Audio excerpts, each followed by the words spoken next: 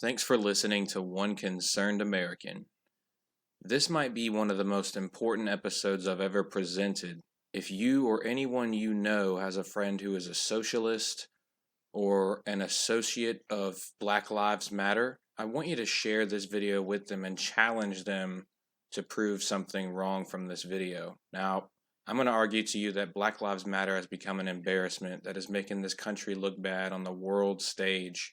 And I'm going to show you through the history and through the money trail that this is an organization that cannot be trusted. So let's get started. First of all, we've seen that Hawk Newsom, who is the president of the Greater New York Black Lives Matter, threatened to burn down this system if the country doesn't give us what we want. He goes on to say that could be literal or metaphorical, but I could tell you I've been to a protest here in Charleston where this group not only vandalized a monument that was over 100 years old, but they went around and destroyed local businesses. And then when a group of people brought a podium out and set up an open mic to try to talk about things and see if we could reduce the violence and find a way to protect the history, Black Lives Matter showed up in a large group circling around the peaceful families there and the elderly people there, screaming at them, threatening violence, throwing things at them. The police didn't do anything. These guys think that they run the streets right now. So it's really getting out of control, okay? And I can tell you 100% that these guys mean it. But I'm going to show you that there's a lot of trickery afoot here. Some of these people are being paid. This is highly organized. And it's also very psychological in how it operates. For example, one of the co-founders, Patrice Cullors, she has been quoted as having said back in 2015 that she is a trained Marxist. Now, this is important because Karl Marx, ladies and gentlemen, not only was he the writer of the Communist Manifesto, but this man was also a violent racist, and he was a loser. If you go back and study his history, the man was dependent off of the goodwill of Friedrich Engels for most of his life. He was pretty weak, he never accomplished much, and when you go and actually study the man's history, he loved America and hated Russia. Karl Marx was Prussian, so he was basically a German, and in the time that he lived, he hated Russia and loved America. The man actually wrote some letters to Abraham Lincoln, for example. So I'm going to read a couple of these quotes to you from Karl Marx. And again, this is not reflecting my personal belief about anything, and I'm going to get explicit here and actually read it how he wrote this, because this is stuff that we need to hear. People are going around and screaming this ideology at people, threatening violence, destroying people's property, ruining people's lives, hurting people, and they have no idea about the man who this is based off of. For example, Karl Marx wrote, quote, "What is the worldly religion of the Jew? Huckstering. What is his worldly god? Money. Money is the jealous god of Israel, in the face of which no other god may exist. Money degrades all the gods of man and turns them into commodities. The bill of exchange is the real God of the Jew. His God is only an illusory bill of exchange. The chimerical nationality of the Jew is the nationality of the merchant, of the man of money in general." And that was an essay he wrote called On the Jewish Question. And Karl Marx himself was part Jew. You can see in the second quote here, he talks about how the Balkans basically became a mess because it was such a mix of different races in this area. You can see he talks about another man, and he says in the last quote, "The Jewish nigger LaSalle, who I'm glad to say is leaving at the end of this week, has happily lost another 5,000 thalers in an ill-judged speculation. The chap would sooner throw money down the drain than lend it to a friend, even though his interest in capital were guaranteed. It is now quite plain to me, as the shape of his head and the way his hair grows also testify, that he is descended from the Negroes who accompanied Moses' flight from Egypt, unless his mother or paternal grandmother interbred with a nigger. Now this blend of Jewishness and Germanness on the one hand, and basic Negroid stock on the other, must inevitably give rise to a peculiar product. The fellow's importunity is also nigger-like." And that was from a letter that Marx wrote to Friedrich Engels in Manchester in 1862. So again, you can see that he's clearly a racist. I mean, this man was Prussian. So if he was to use a word like that, then we know that he was clearly a racist. Okay? The man wrote the Communist Manifesto, and all these millions of people have died around the world based on these ideas, and the man thought that he was superior to everybody else. You can also see he talked about another man, Trameau, and said that he proved the common Negro type is the degenerate form of a much higher one, a very significant advance over Darwin. That was in a letter to Engels again in 1866. He talked about slavery in America. That was something he liked to write about a lot. We can see he said in the fourth quote down here, thus we find every tyrant backed by a Jew. We can see in the middle of that quote, he says, the fact that 1855 years ago, Christ drove the Jewish money changers out of the temple, and that the money changers of our age enlisted on the side of tyranny happened to again be the Jews, is perhaps no more than a historic coincidence. So, Karl Marx, ladies and gentlemen, paved the road for a lot of racism in this world. Now, I want to show you that Black Lives Matter, if you look at their overall goals and what they're about, it's taking what Marx wrote about and just making it into an even greater perversion. Let me give you some examples, and this is from their website, from their overall goals.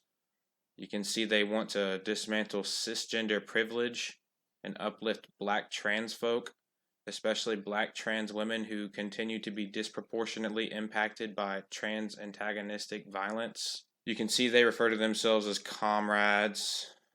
You can see they want parents to fully participate with their children. They want to dismantle the patriarchal practice that requires mothers to work double shifts so that they can mother in private even as they participate in public justice work. You can see that they say we disrupt the Western prescribed nuclear family structure requirement by supporting each other as extended families and villages that collectively care for one another, especially our children, to the degree that mothers, parents, and children are comfortable. So you can see they're saying that they want to disrupt the family structure, and this is an overall goal of the Communist Manifesto. If you go back and read what Karl Marx was trying to do, what even the Illuminati is trying to do through their overall goals, going back to what Adam Weishaupt wrote, this is something that is going to happen for real. And we can see it already. I mean, every TV show that you watch has to have homosexual characters. Even children's shows nowadays have homosexual characters. And you can see this group even says we foster a queer affirming network.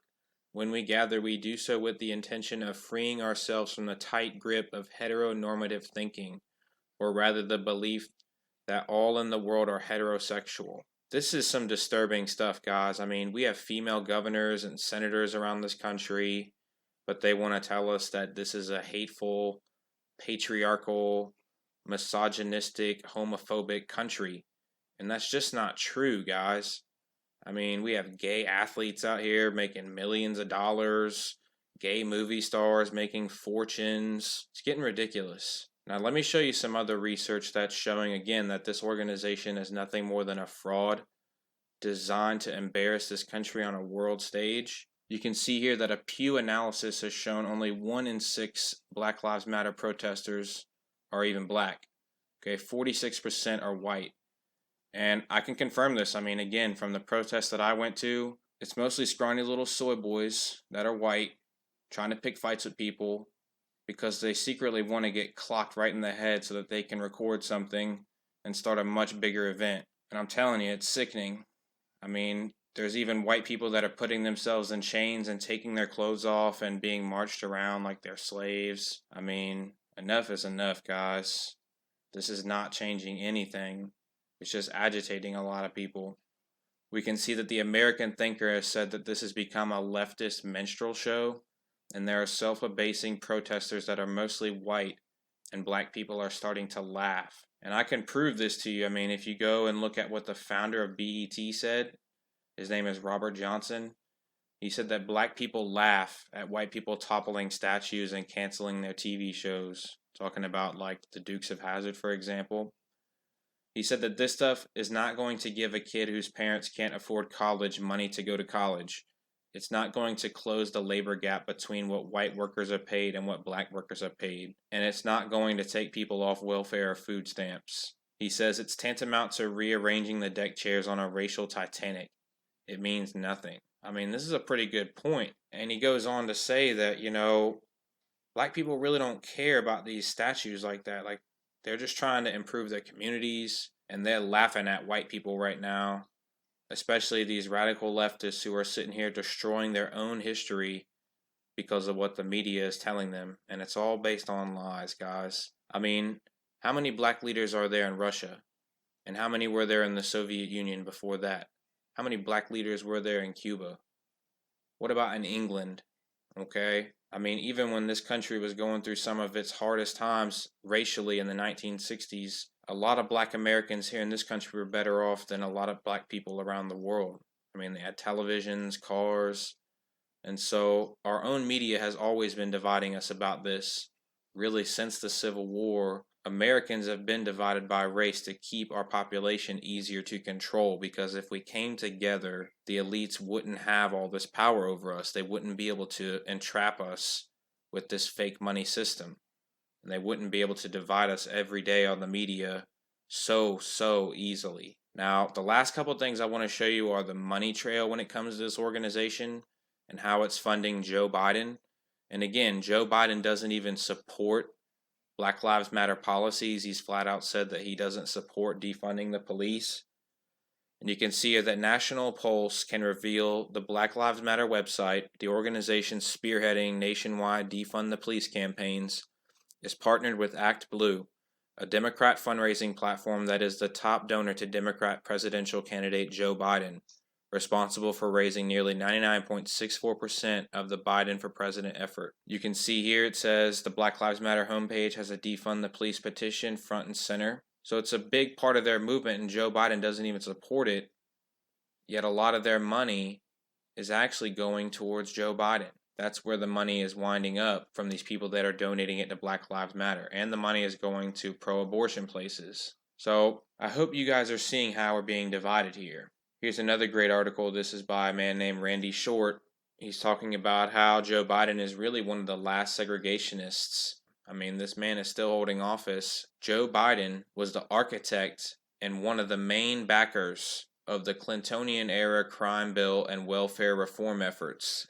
And this destroyed the lives of millions of black people. They've been starved, beaten, profiled, jailed, racially profiled, tortured, raped, stripped of assets, driven insane, been subjected to home invasions, falsely imprisoned, stripped of the right to vote, lost custody of children, rendered homeless and destitute by Biden's law. And go back and look at his record, folks. I mean, he's from Delaware. Delaware is historically a slaveholding state. Joe Biden has Confederate ancestors. If you look at his record back in the day, he's never been great on race. This whole movement from the left is really just embarrassing us, guys. And we're being divided psychologically. I mean, everything you hear on the news, one side says the exact opposite. The whole system is just designed to keep us enslaved so that we never come together. And the last thing I want to say, I've talked about this in my last video, is one more time, just want to point out that a major source for the funding for Black Lives Matter is coming from George Soros, guys.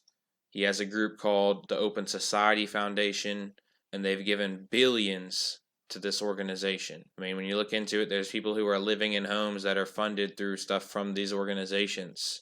They have a lot of money to work with, and don't underestimate the people who are working in their crowds that are being paid and who are highly organized and trained. This isn't just protests. This is subversion. This is sedition at this point.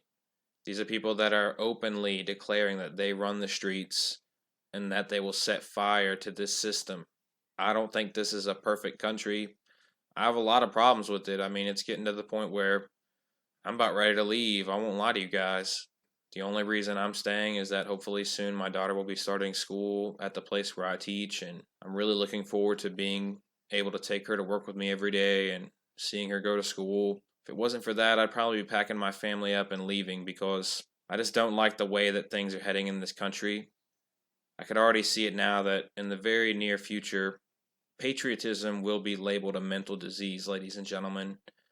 The people who are standing up for this country and our symbols, they're being labeled as racists, they're being labeled as white supremacists and far-right radical nationalists. And this just isn't right, people. Especially when you could just take 10 minutes to be looking up some of this stuff and easily debunk it. People are just so easily manipulated. It makes me wish that the New World Order would just hit me up, because I swear, people are just going to stay sheeple. They really will.